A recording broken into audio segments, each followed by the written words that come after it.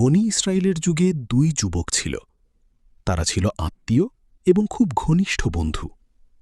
একদিন তারা দুজনেই একটি সুন্দরী ও সৎ চরিত্রের মেয়েকে পছন্দ করে ফেলে, কিন্তু মেয়েটির পরিবার একজন যুবকের সাথেই বিয়ে দিতে রাজি হয়। এ খবর শুনে অন্য যুবকের অন্তরে আগুন জ্বলে ওঠে। হিংসা তাকে অন্ধ করে দেয়। সে ভাবতে লাগল, আমি যদি তাকে না পাই তাহলে অন্য কেউও তাকে পাবে না।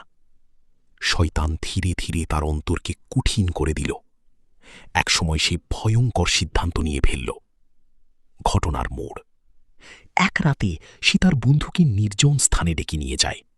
সেখানে ক্রোধ আর হিংসার বশে সে বন্ধুকে হত্যা করে ফেলে।